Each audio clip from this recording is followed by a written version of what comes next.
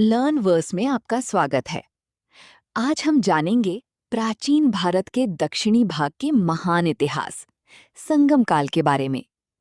संगम काल दक्षिण भारत की संस्कृति, साहित्य, व्यापार और राजनीति के विकास का महत्वपूर्ण समय था। इस काल में तमिल भाषा और साहित्य ने नई ऊंचाइयां प्राप्त कीं। चोल, चेर और पांड्य जैसे शक्तिशाली राज्यों ने दक्षिण भारत को समृद्ध बनाया। संगम काल लगभग 300 ईसा पूर्व से 300 ईस्वी तक माना जाता है।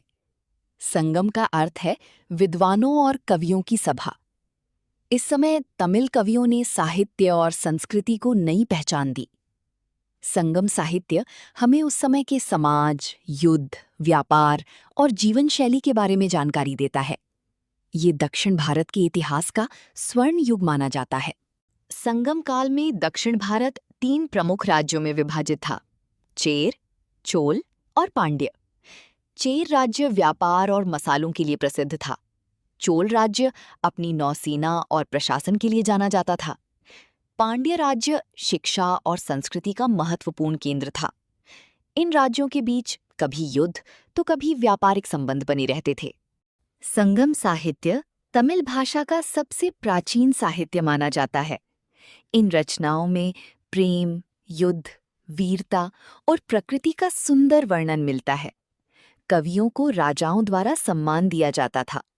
संगम साहित्य से हमें उस समय के समाज और संस्कृति की महत्वपूर्ण जानकारी मिलती है। ये भारतीय साहित्य की महान धरोहर है। संगम काल का समाज काफी विकसित था। लोग कृषि, व्यापार और मछली पकड़ने जैसे कार्य करते थे। महिलाओं को समाज में सम्मान प्राप्त था। लोग संगीत, नृत्य और त्योहारों में भाग लेते थे। साधारण जीवन के साथ साथ कला और संस्कृति को भी बहुत महत्व दिया जाता था। संगम काल में दक्षिण भारत व्यापार का बड़ा केंद्र बन चुका था। रोमन साम्राज्य के साथ समुद्री व्यापार किया जाता था। भारत से मसाले, मोती, हाथी दांत और कपड़े विदेशों में भेजे जाते थे। बंदरगाह शहर व्यापार के कारण बहुत समृद्ध हो गए थे। व्यापार ने दक्षिण भारत की अर्थव्यवस्था को मजबूत बनाया। संगम काल में लोग प्रकृति और विभिन्न देवताओं की पूजा करते थे। भगवान मुरुगन की पूजा विशेष रूप से लोकप्रिय थी। धर्म लोगों के दैनिक जीवन का महत्वपूर्ण हिस्सा था। बाद में बौद्ध और जैन धर्म का प्रभाव भी दक्षिण भारत में बढ़ने लगा। धार्मिक सहिष्णुता और सांस्कृतिक विविधता समाज की विशेषता थी। संगम काल कला और संस्कृति के विकास के लिए प्रसिद्ध था। संगीत, नृत्य और कविता लोगों के जीवन का हिस्सा थे।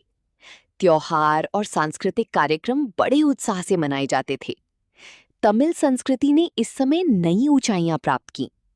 संगम काल की सांस्कृतिक विरासत आज भी दक्षिण भारत में दिखाई देती है। संगम काल के राज्यों की सेनाएं बहुत शक्तिशाली थीं। युद्ध में हाथियों, घोड़ों और नौसेना का उपयोग किया जाता था। राज्य अपनी सीमाओं और व्यापार मार्गों की रक्षा के लिए युद्ध करते थे। वीर योद्धाओं को समाज में बहुत सम्मान दिया जाता था। संगम साहित्य में युद्ध और वीरता का विस्तृत वर्णन मिलता है। समय के साथ संगम काल के राज्यों की शक्ति कमजोर होने लगी। राजनीतिक संघर्ष और बाहरी आक्रमण बढ़ने लगे। धीरे धीरे चेर, चोल और पांड्या राज्यों का प्रभाव कम हो गया। हालांकि संगम काल समाप्त हो गया, लेकिन इसकी साहित्यिक और सांस्कृतिक विरासत हमेशा जीवित रही। संगम काल दक्षिण भारत के इतिहास का एक महान अध्याय था। इस काल में साहित्य, व्यापार, कला और संस्कृति का अद्भुत विकास हुआ। तमिल भाषा और संस्कृति को विश्व भर में पहचान मिली। आज भी संगम काल भारतीय इतिहास और दक्षिण भारतीय संस्कृति की महत्वपूर्ण धरोहर माना जाता है। धन्यवाद। ऐसी ही और ऐतिहासिक वीडियो देखने के लिए लर्न वर्स को सब्सक्राइब करें।